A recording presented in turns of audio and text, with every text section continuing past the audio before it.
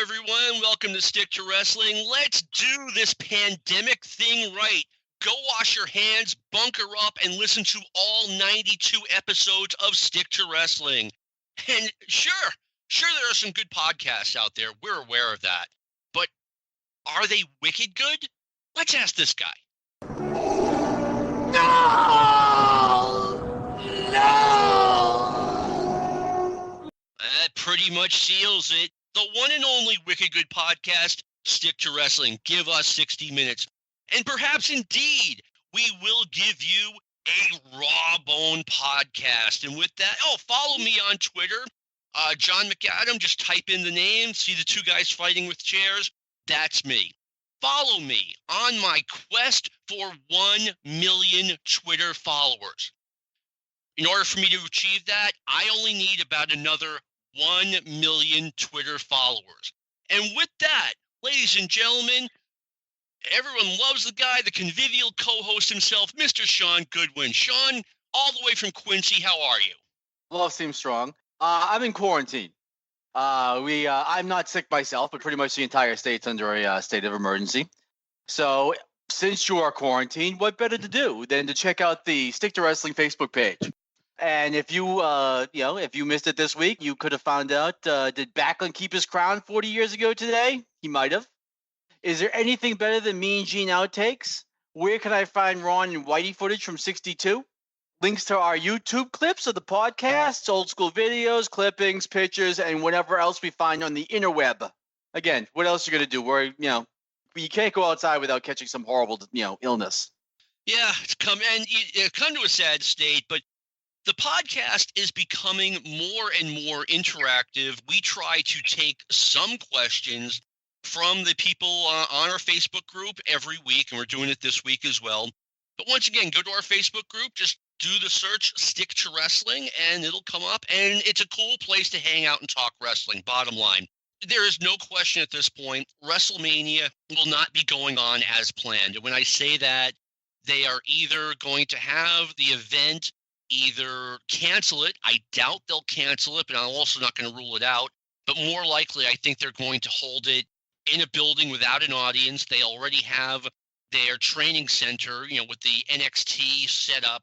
And I have a strong feeling that's where the 2020 version of WrestleMania is going to be held. And then with that, I want to bring on my special guest. He's been on the podcast before. He was great at it. Brandon Rice. Brandon, thank you for coming on. Thank you for having me again, fellas. I'm back for round 2. Let's go. All right. Brandon, what are your thoughts about seeing, or if you choose to watch, you usually watch them, an event of the magnitude of WrestleMania held in an empty building? I mean, I think at this point, you kind of got to do what you think you have to do. I don't think, I guess I kind of take wrestling a little differently than I do, say, like a March Madness game, where at this point, watching on the network, participating in the group watches, that sort of thing, I kind of feed off the energy, of the guys that I'm watching with at home, or, guys in the group watch from the Facebook group. I don't really feed as much off the crowd as I do, say, like a real sporting event. Yeah. And honestly, a lot of times the crowd is super dead during these 5-hour pay-per-views anyway. So I don't know that it would bother me very much. I think it would probably be weird seeing The Undertaker do his entrance to nobody in the crowd. Oh, yeah. But yeah, it wouldn't bother me. It wouldn't deter me from watching or anything like that. No. No, that's how I'm feeling about it. Sean, what are your thoughts? I really don't have a choice. And as we've been talking about this on several podcasts, that it's no longer about the fans anymore like it used to be. It's about the TV event. I mean, you can do it without the fans. This isn't like, 20 whatever years ago where you have to have Starrcade. You would have to have the fans there. You can get away with it now, but it's going to be weird. How will the wrestlers be affected though? Because, I mean, again, as Brandon was saying, that they usually feed off that energy of the crowd. There is no crowd. Yeah, they're working the crowd and doing what works in front of them, and now they're not going to have that. I mean, these are bizarre times, man. I mean, watching sports, and I think we're going to be watching sports for a while without there being a crowd. Like, I think opening day, there's not going to be fans. NCAA tournament, like seeing it with no noise in an empty building, you're going to hear guys complaining about the refs and all kinds of good stuff. But I mean, Barry Rose, friend of the show, made a good point like a half an hour ago. Like WrestleMania is being held in Tampa, and does the city of Tampa want thousands, if not tens of thousands of people entering the area from all over the country and all over the world at this point? The answer is no. Do you know why the NCAA finally decided they had to start canceling? Because the governor, it was one of the governors, said that we're not having them here. It was Ohio. Yeah. Well, then what are you going to do? So if they decide to have the event, that's what Florida's going to do. Yeah, exactly. I mean, this is... They're not taking that chance. No, they're not. Take us. All it was, there was a Biogen conference over in South Boston, right by the water. And all of a sudden, there's like 70 that just came out of that. It was just like some conference. Oh, man. It's hard to keep up with. I mean, the New York St. Patrick's Day Parade has been canceled. The Boston St. Patrick's Day Parade has been canceled. And for good reason. I mean, yes. When they had the Spanish flu, they had a parade in Philadelphia, and thousands of people who attended the parade died. This is, the Spanish flu like 100 years ago. We are forever complaining about these guys not being on top of this. And after it gets out of control. For once, they're on top of it. If you want to say that. But anyway, let's put smiles on people's faces. We are here. I mean, locally. Yeah, we are here to distract you from the horrors of the real world. So let's get started talking about wrestling. It is WrestleMania season, like it or not. And we are going to discuss WrestleManias from the past. I specifically wanted to have Brandon on this show because he was really young when the first WrestleManias were going on. Obviously, he's had a lifetime to watch them over and over again. And I just like getting that perspective from you, Brandon. Yeah, that's why I'm here. I obviously, I was not even 1 year old when the first WrestleMania happened. I was 4.5 when the fifth one happened. But growing up, obviously, I was able to, do a lot of tape renting, and there were just so much more WWF videos available than anything else. Oh, yeah. I've probably seen WrestleManias 1 through 5 probably about 500 times. I've watched them all on the network within the last year or so. So, I'm pretty abreast to the comings and goings of all of them. That sounds good. All right. And one thing we did, we opened up for some questions from people. We've got some talking points. Sean, you're the quarterback of the show. I'll let you do your thing. The questions they will be mostly directed to each one. We're doing WrestleManias 1 through 5. So the questions will be, these ones will be 1, then 2, then 3. Okay. We have one general question from Dan Potts. Who else would you have liked to have seen face Hogan in any of these WrestleManias? What do you think, Brandon? So I think barring, no salary cap, no negotiations, no politics, anything like that, there's two guys that I would have liked to see the headline an early Mania with Hogan. I would say 86, so WrestleMania 2. I would love to have thrown Flair in there. We could have gotten Flair up to New York, to put him in the cage with Hogan. I would have liked to see that. And then I would say 88, and this would obviously have to cause for some complete rebooking of WrestleMania 4. I would have liked to see Barry Windham in 1988 up against Hogan, maybe headlining WrestleMania 4. That's kind of been a sort of a dream match of mine to have seen happen. I have, rabid thoughts of seeing Windham get Hogan up in the air on a superplex. I think that'd be really cool. So I'd say Flair 86, Windham 88. So Flair WrestleMania 2, Windham WrestleMania 4. Again, barring any politics, restrictions, salary caps, that sort of thing. Those would be two dream main events that I would have liked to have seen. For me, it could have been Flair any year. Ric Flair versus Hulk Hogan was that marquee WrestleMania matchup that they never did, and they could have done it at WrestleMania 8. I think they should have done it. I mean, from the time in summer of 1991 when it became apparent that Ric Flair was WWF bound, everyone said, next April it should be Ric Flair versus Hulk Hogan. The rumor that went around, or what people were saying at the time, was that Sid Vicious was promised the main event at WrestleMania 8 when he agreed to go to the WWF. I want to say this was May 1991. And at the time, I laughed it off because everyone in the business that I've ever talked to who has been with the WWF, Vince doesn't make promises. when it comes to contracts. He just, I'm giving you an opportunity, no promises.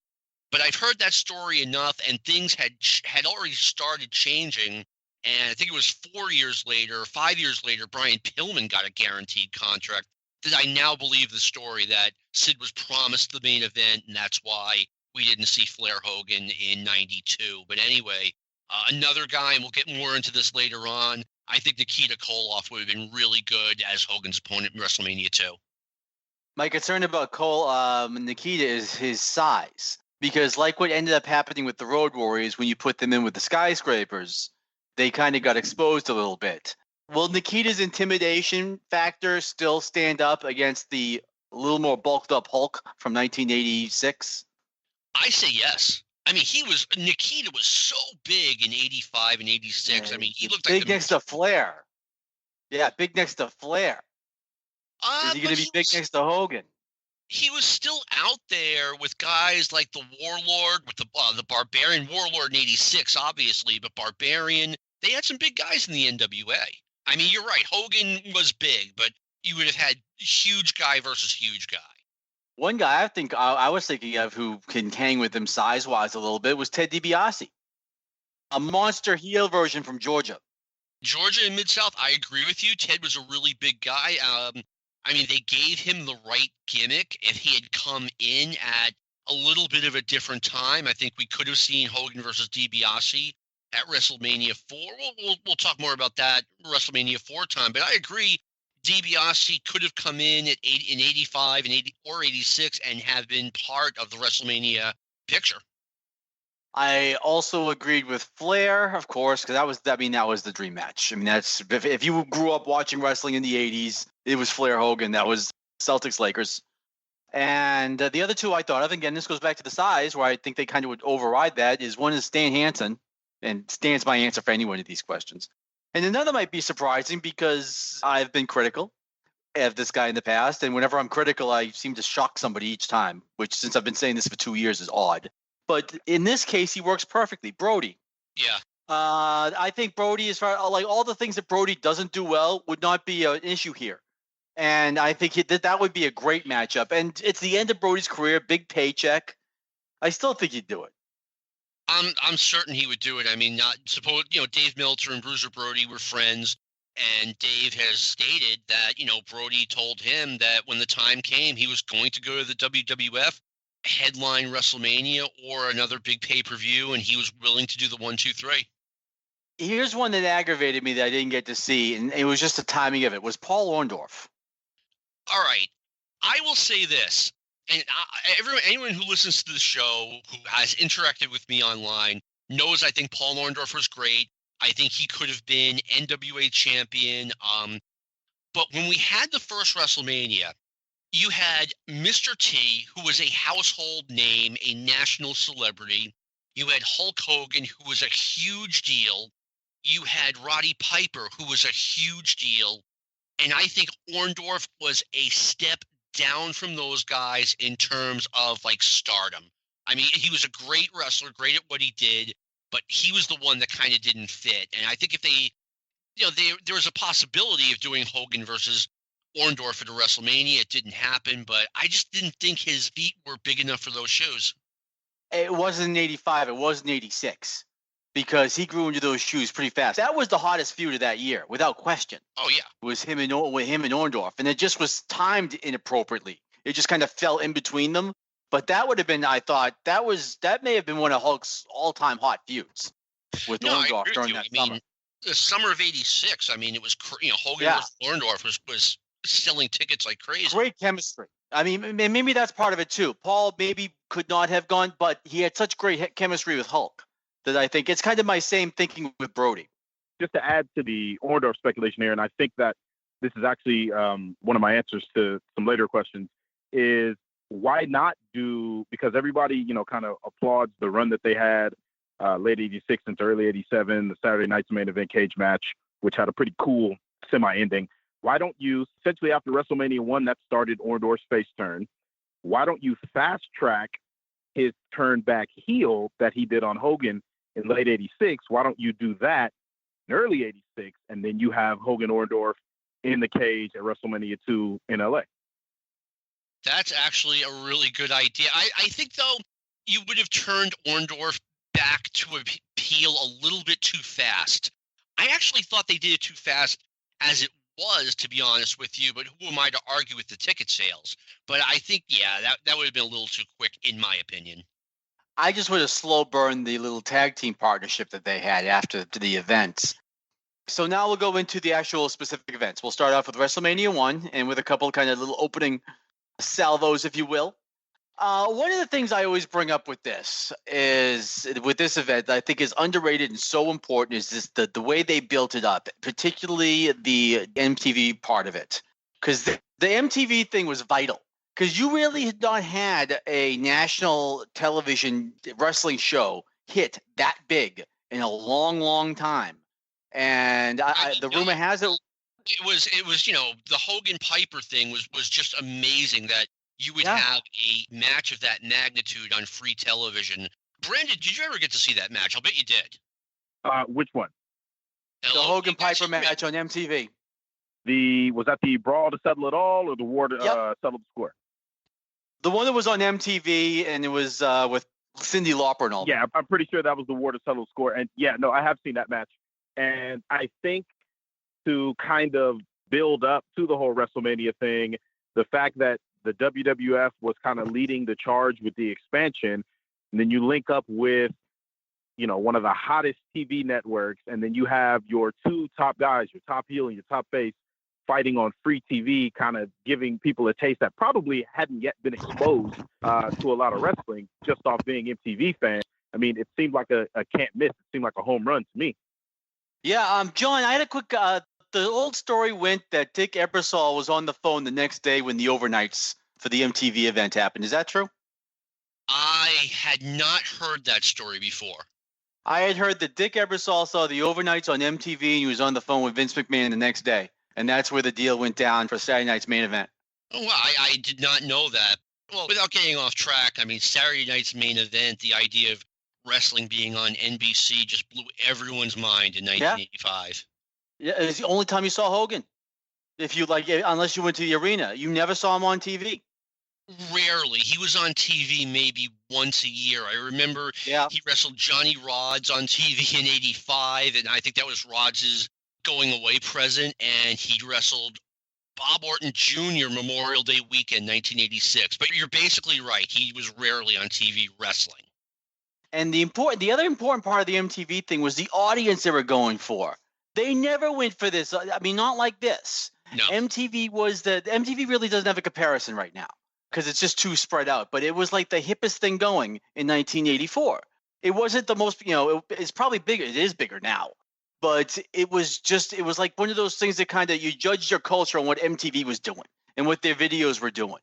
So for them to show up there was a stroke of genius by both. Absolutely. I mean, MTV was, you're right. I don't even know what to compare it to. It was such a star maker in the early 80s. I mean, that's the only word I know how to use. They had so much influence upon how we dressed, what we looked like, what we listened to. And so that more than anything else brought wrestling from what we used to talk about, how you never told your friends, to where you would go to school and you'd be talking about it. Yeah, exactly. It was that event. My brother was 6 years younger than me, and he shares that exact same experience that, when he was in junior high school or whatever, everyone was now talking about wrestling. Okay, so let's go to the questions. Michael Pesolano, on the subject of the first WrestleMania, which I was lucky enough to attend. It lasted a mere 2 hours and 10 minutes. It started at 1 p.m. It was over at 3:10. Wow. What do you think about the timing with being so different back then, Brandon, being in the afternoon as opposed to the night events they have now? Obviously, I was born in 84, so I wasn't actually awake to see that. But I do remember a WrestleMania, I believe it was 10, that started very early as well. It doesn't really matter to me, as far as the time goes. What's more interesting to me is the time length, how long the actual event was. Yeah. It was 2 hours and 10 minutes. You were able to blow off your major feuds. You got some pretty solid matches mixed into this card. And then you look fast forward to now where we are in 2020, and these things are running 5 hours long and they're just a drag. So I kind of like the fact that it was a 2-hour event. I don't know the reason why they chose to run it so early in the day, but I imagine it was better for everybody. The earlier, the better. I imagine everybody wants to get in and get things started. But yeah, I like the fact that it was a 2-hour event. Get in, everybody get busy, do what you got to do. They blew off, a lot of good stuff. You got the title changes, and they did it in a short amount of time. They didn't have to stretch it and drag it out like they do now.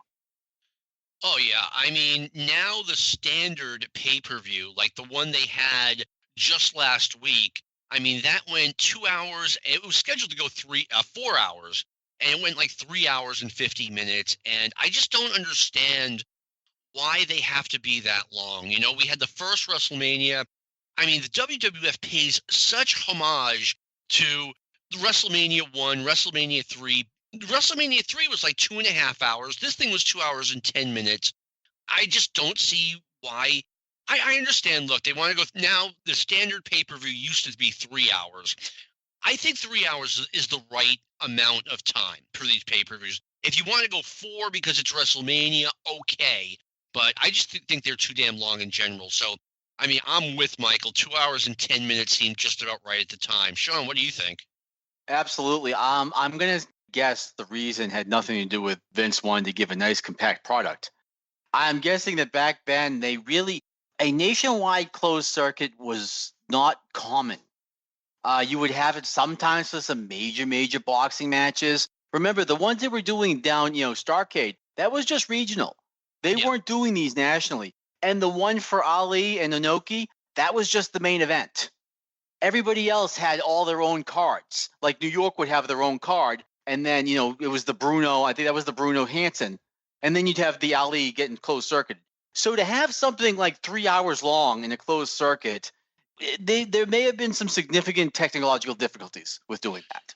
Yeah, I am old enough to remember the build-up for the Inoki Ali match. And if you came to the Boston Garden, you watched on a giant television screen. You had the Shea Stadium show from New York, and then you had Ali versus Inoki from Tokyo. Right. So it wasn't a single show getting closed-circuited around the country. This was rare in that way. It really, again, it happened with some major boxing matches, but it was rare. And the other issue as far as the time, look who the audience they were going for. I mean, look at the MTV thing. You're not going to have a thing on Sunday and put it at 10 at night. You want to try to drag in as many of those kids as possible. So make it early. You know what? That is a really good point, because I was just about to say I like my entertainment events to be at night. But again, you're right. They were going for a younger audience. Yeah. And wouldn't kill baseball to pay attention. I remember getting out of this like really dark arena that I'd been in for 2.5 hours and going outside and just being blinded by the light. My God. Where did you see it, John? I saw it. You know what? We have a question about that, and I want to save it for that. But I saw it at the Worcester Centrum. Brockton High School. All right. Wow, they had it. That's right. They had it at high schools. Yeah, sure did. That's what I'm saying. The extent of this thing. Okay, so go over to the next question. Christian Body. For those that don't know or remember, there was. I'm going to you on this one, John. For those that don't know or remember, there was damn near a riot at the Felt Forum next to MSG. The event was closed-circuited so that the smaller venue next to the Garden. They somehow oversold the tickets and over 1,000 couldn't get in. The first WrestleMania was almost a disaster. I have written down here, A, defer to John. This is the first I have heard of this, and I believe Christian. He knows his stuff. And can you imagine if there was a real riot outside of WrestleMania in New York? That would have fried Vince. I'm guessing they had to have a ton of cops there. Just in case. I mean. It's New York. So, yeah, I've never heard it. I even looked. I couldn't really find anything on it. But he was there. I definitely trust his information. Yeah. But this will tell you off to the side. This tells you how big this was. I mean, this was like a big national thing. And this also, that's how the deal with Ebersol is how they got on Saturday Night Live. Oh, that's right. Yeah. And yeah, I have it in my notes here, but Hogan and Mr. T were all over everywhere. The weeks before the show. They were hosted Saturday Night Live the night before WrestleMania. Mr. T was on David Letterman. That's probably a fraction of the stuff that they were doing. They put one of the hosts in the hospital. Oh, that's right. Richard Belzer. Richard Belzer. He wanted to find out what it was like to have a sleeper on. He found out. Yeah, That was kind of, you know what? That was kind of chicken shit of Hogan. I mean, there's no reason. You can put the sleeper hold on him, but don't let his head bounce off the concrete on the way down.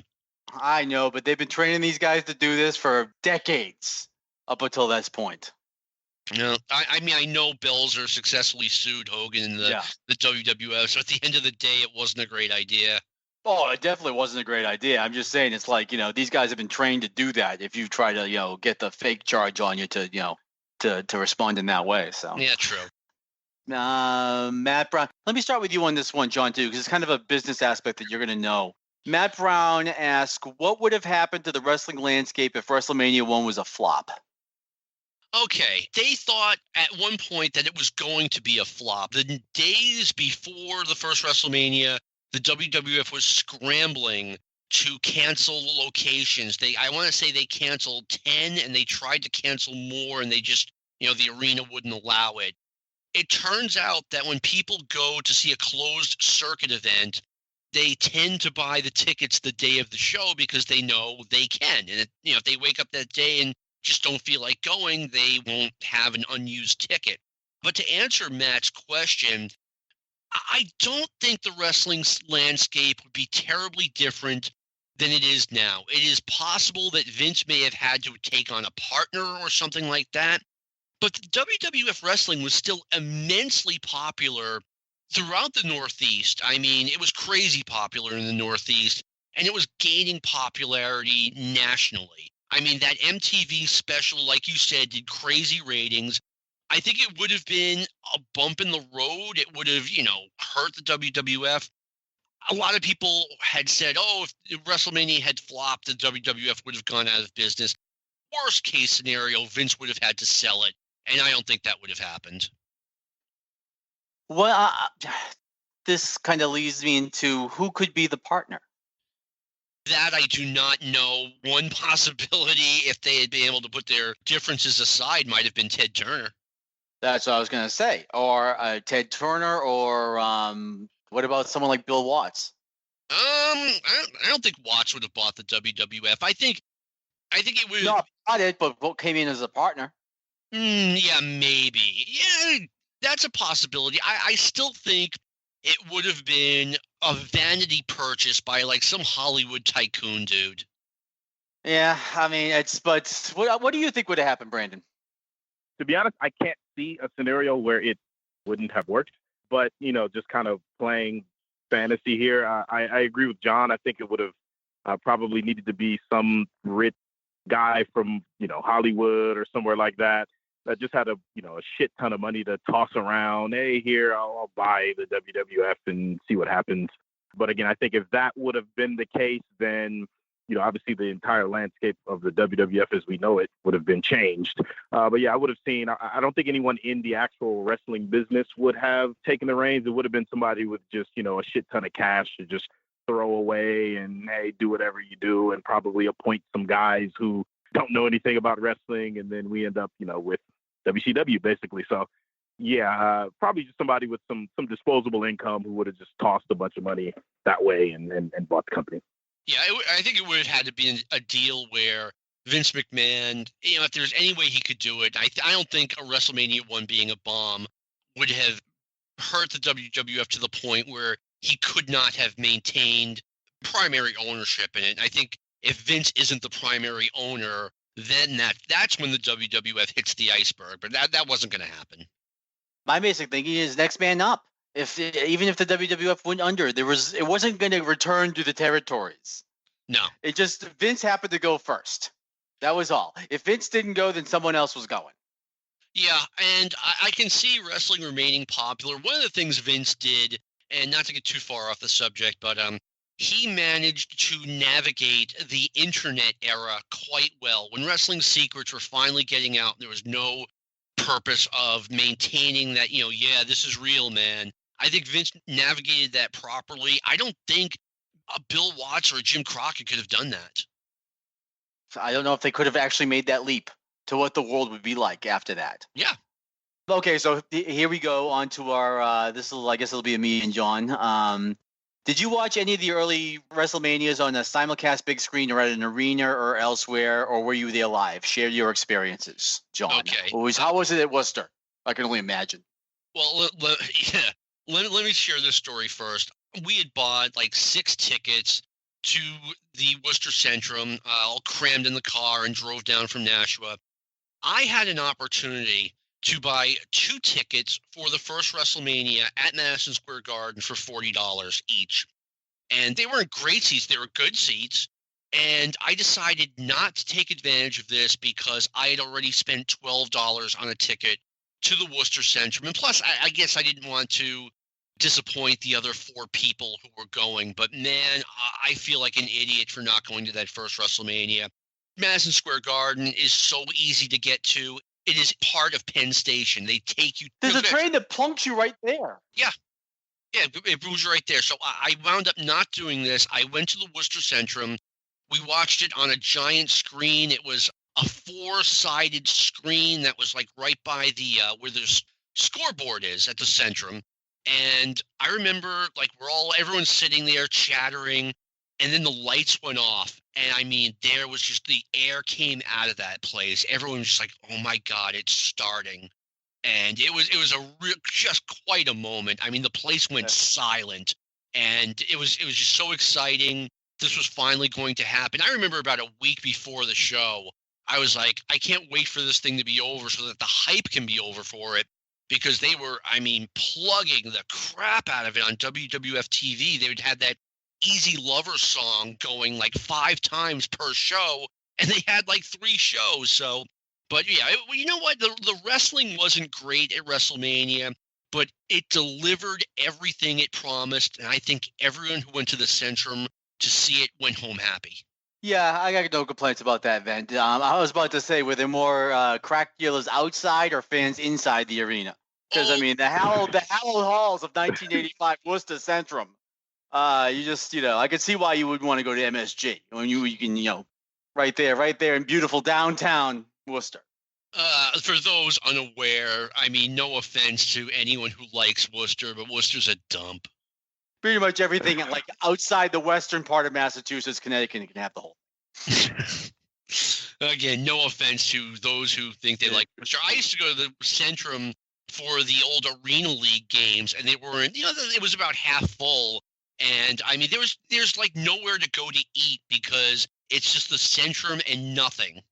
Well, so okay, I feel free to kind of do a little fantasy booking on this next question. It's from Dan Potts.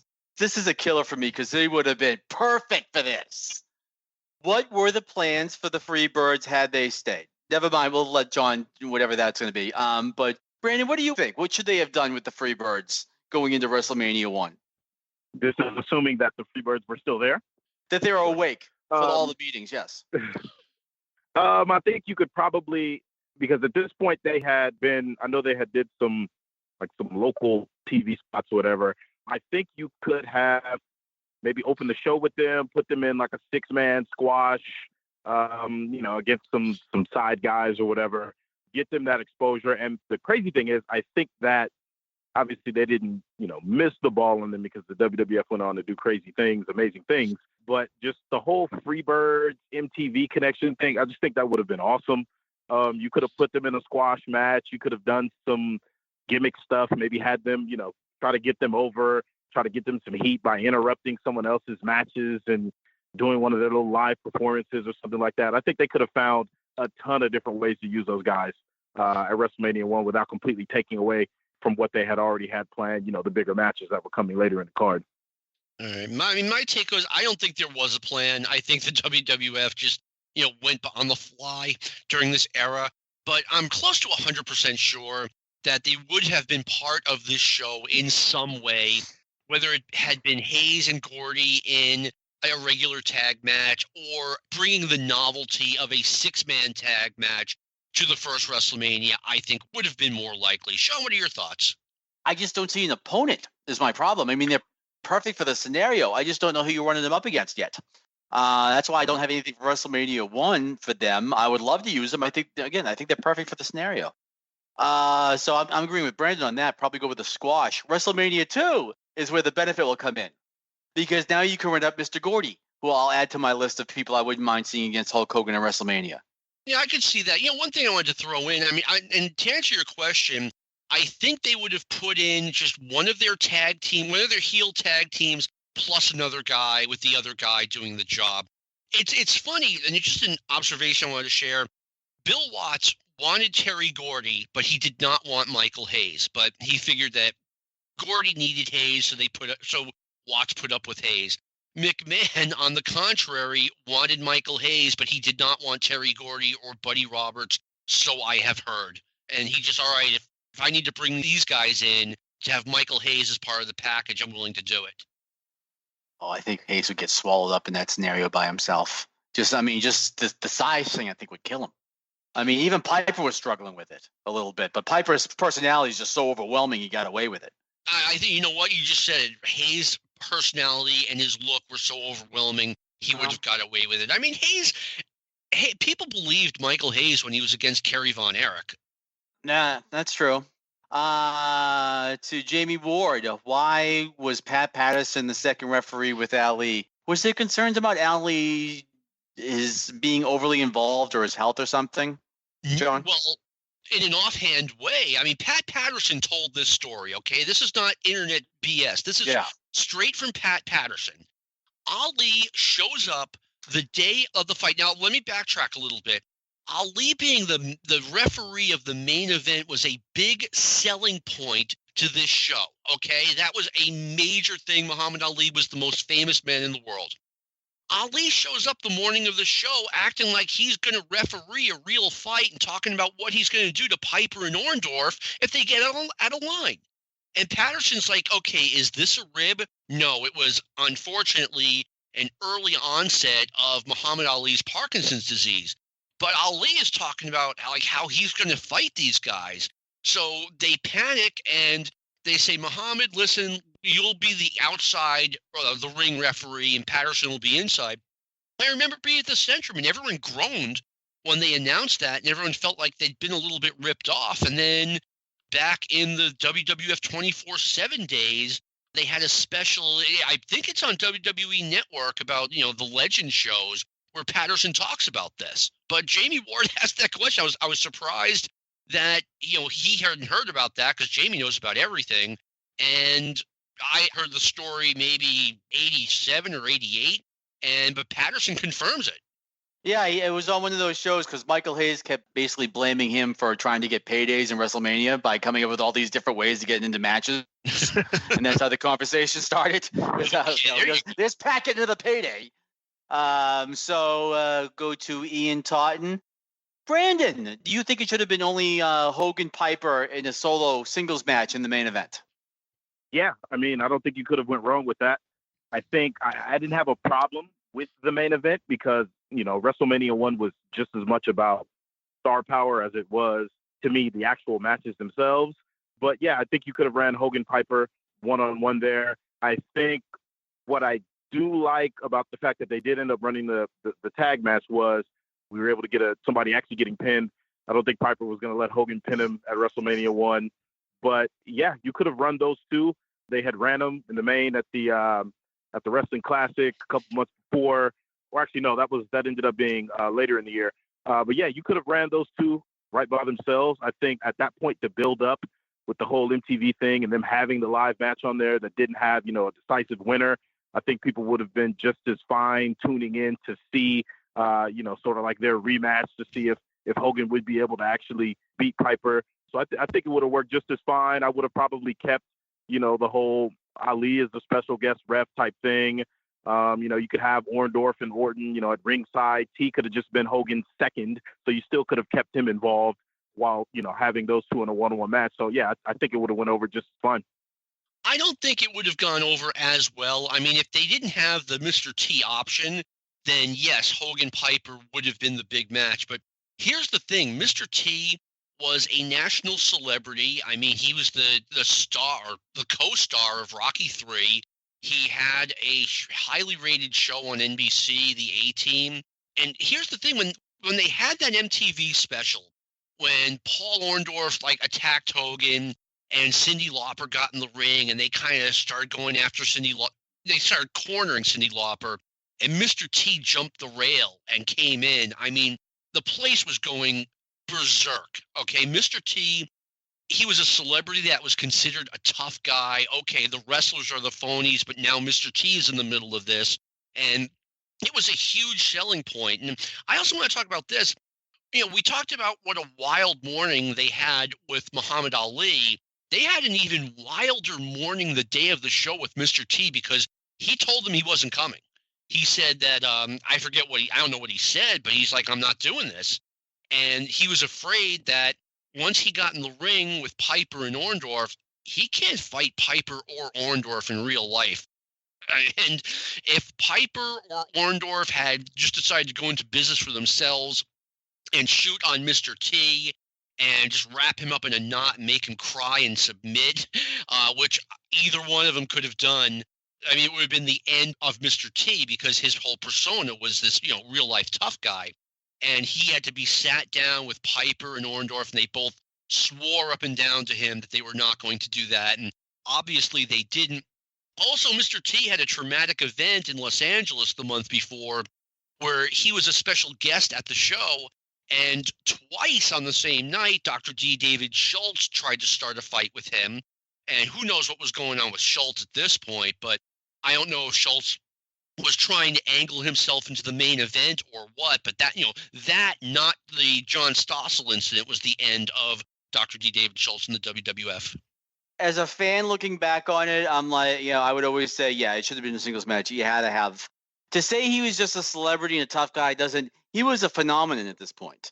Back that you don't really have it as much now because there's so many different viewing options and things you could be, you know, doing. But back then, every 5 or 6 years, you would just have one, you know, some guy would come out of nowhere and just be everywhere. He'd just be like this massive superstar, like Eddie Murphy in the early 80s.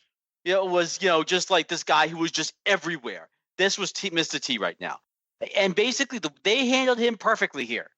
Basically, they spoiled all of us because it has never been that good since the way this all went down. And I guess also he had a disagreement with Piper ahead of time, which may have also caused T to get spooked.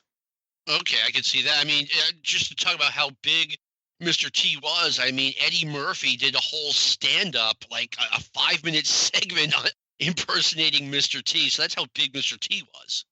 Yeah, like the picture, like, there's no comparison today because you have so many different options. You can't have enough people getting on the same page. I guess Trump would be the only thing I could think of that would be close to that kind of where everybody knows who the guy is. I'm not comparing their politics, but I mean just that recognition to everybody. Because again, you really don't. We all watch so many different things now, but he was a big deal, and you really couldn't have the event without him. And he was an NBC guy. That wasn't an accident. Oh, that's a good point. What about a case? You think you need to include T just because of his sheer stardom? So you think that they could have still ran the singles match with Piper and Hogan and had T go on his press run, his tour, be seen everywhere, and just had T be the special guest referee? You still keep him involved. You still keep him in the center of the action. He's still a big part of the match because, I mean, he really didn't add anything to the tag match. He was pretty much just there the entire time. He wasn't, you know, I think he might have done a nice hip toss. He wasn't, you know, doing any drop kicks or deep arm drags or anything like that. So you don't think that they still could have incorporated him as like the guest referee of all guest referees, and then still ran Piper Hogan? I think they were better off doing what they did because, like I said, Mr. T, he wasn't just a celebrity. He wasn't like just another actor, another singer, whatever. He was considered like, you know, a legit, people thought he was a real life badass and he was going to get in there and kick Piper and Orndorff's butt. And you also had seen celebrity referees before. The difference here was you really never saw the guy in there. So you were going to see, if you were a fan, anything he did was going to be great. Just because you were expecting it to be a disaster. So even if he could do that little hip toss, you're like, oh, okay, that isn't that bad. So they were actually able to put together a match, but his value had nothing to do. Once they got there, it didn't matter. His value was the lead up. And the idea of actually seeing this TV star, it's, you know, do you remember, John, the network stars? Oh, yeah. You get to see all the, all these celebrities doing something that they're not used to doing. You know, sometimes athletes, sometimes not. That appeal was here, too. Yeah, I mean, you get to see Mr. T fight the famous wrestlers. That was a big part of it. Yeah. So let's go to Greg Klein wants to know, would Bundy have squashed Tony Atlas the way he did SD Jones? Okay, what do you think, Brandon? I mean, this is speculation here, so. Yeah, I mean, does Tony have a choice? I'm sure if he had a choice, he probably would say, no, I don't want to lose the weight. But, I mean, yeah, I think the goal of Bundy squashing SD Jones was to build him as this monster. And I think that's why they stressed the whole fake time, 11 seconds or however long, 8 seconds, however long they said it was. It was to build him up to be this huge, gigantic monster. So, I mean, yeah, whoever he was going to get in there with that night, whether it had been Atlas, SD Jones, whoever it would have been, I think Bundy was going to squash them, and that's just how it was going to go. If your plan is to build Bundy up to be this massive mega heel, otherwise, then you have him in there. You have Tony try to slam Bundy a couple times, toss him around a couple times. So I think for that moment in that spot right there, if you want to build Bundy up as this guy who, might be able to beat Hogan one day, might be able to, end Andre's career, whoever got into that ring with him was going to get squashed in 11 seconds, and it was going to be Atlas, SD Jones, no matter who it was. That's just how it was going to work. And I think if the payday was what the payday was going to be, then Tony would have probably said, okay, cool, let's do it. I agree with you.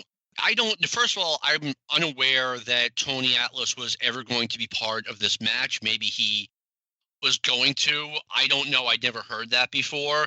If he was, I just don't think they would have used Tony Atlas that way, because Tony was still sort of a big star coming into 1985. A little bit had been taken off. And as a matter of fact, he left the WWF for a little while in 84, wound up in the AWA, and quickly came back to the WWF. So, he'd been away for a while, and Tony always had a great deal of charisma. I mean, when I would watch him on Georgia TV, I saw him as a potential future NWA champion. And every time they had him out there against building up a match against Harley Race or Ric Flair, I looked at him and I saw, a guy who could really win this match and win the title. So I don't think they would have done that to Tony Atlas. And SD, let's face it, he was the guy who always lost on TV. We liked him, but that was the end result.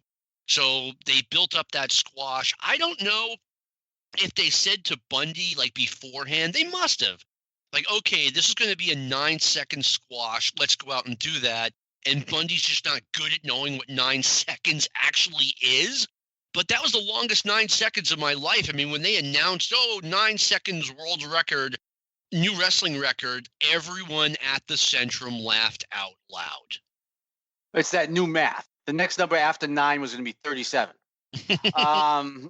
It's okay.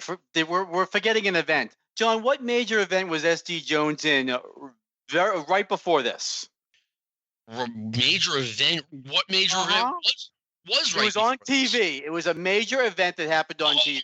That's right. SD was Andre's tag team partner in the match, where Andre the Giant, according to Vince McMahon, was raped of his dignity when he got his hair cut at the hands of Big John Studd, Bobby Heenan, and Ken Patera. And SD Jones helplessly stood behind. That was the end of all credibility from SD Jones. I don't think there was anything about pushing Bundy huge. You have a WrestleMania match. You have to make it interesting somehow. I never heard Tony getting committed. No, Tony's not getting splashed in this match. They just wouldn't have used him. But I'm thinking that what else are you going to do? This is probably his thank you for doing that part, is he got the WrestleMania payday for basically, committing career suicide on television. I mean, yeah, I remember watching that match and thinking, boy, it's really odd that you've got John Studd and Ken Patera, two main eventers, against Andre the Giant and SD Jones. And as soon as that happened, I remember thinking, okay, what's going on here? But then, oddly enough, about a year after that match happened, on Saturday night's main event, it was Andre the Giant and Tony Atlas against Big John Studd and King Kong Bundy. and they made Atlas look helpless, which at the time shocked me because I still saw Tony Atlas as the same guy he was in Georgia, same guy he was earlier in his WWF run. And they, the heels just tossed Tony aside and beat up Andre, and Hulk Hogan had to come out and save the day. How long had Tony been back? Let me see. Tony, he had a hiatus where he was in the AWA for about 3 or 4 months. So I think he was back like fall of 1984. Before, he made his WWF debut in 1979. I know. When was the match? Like, how long had he been around before the match with Andre? I want to say about exactly 1 year. He had been back non-consecutively with the WWF. Because I'm wondering if this was some kind of I don't want to say like a punishment, but are you going to play ball with us now? Kind of like one of those, because isn't that why he was just being difficult? That's why he didn't get on WrestleMania. What was the exact story for him not making the show? It was a disciplinary thing, wasn't it? Not that I'm aware of. They just couldn't get everyone on WrestleMania. It was, I believe, an 8-match event. And yeah, I just think, just not everyone got on it. Like, I didn't look at this.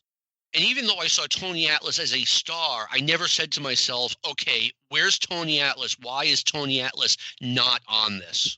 I know, but I'm looking at this card and there are people there that aren't as big as Tony. He was still kind of a big deal at this point. And you know what? Also, this WrestleMania, it wasn't stacked with, okay, this guy has to be on, that guy has to be on. What am I trying to say? Ricky Steamboat was on against, was it Steamboat and Bourne? And who did Buddy Rose fight? I'm drawing a blank here. Hold on, pull it up. It was Steamboat and Bourne for sure. Yeah, Steamboat and Bourne.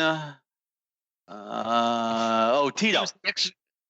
Tito Santana against the Executioner, who, as soon as the Executioner did that interview, literally everyone in the arena started laughing and saying, "Oh, that's Playboy Buddy Rose." Was it at first? You need to hear his voice, and he had his boots with his initials BR on them, and he had the 4-way diet still wasn't working.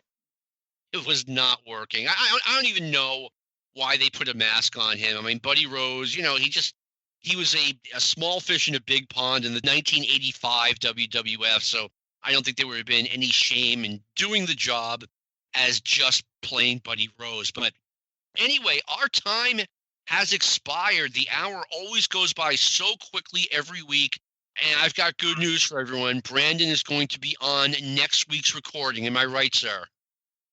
That is correct, sir. All right. Looking forward to doing that. Sean Goodwin, thank you for all that you do for the Stick to Wrestling podcast. I also want to thank our producer, Luke Hippelman, for everything he does. And this has been a production of the Arcadian Vanguard Podcast Network. Stay safe, y'all.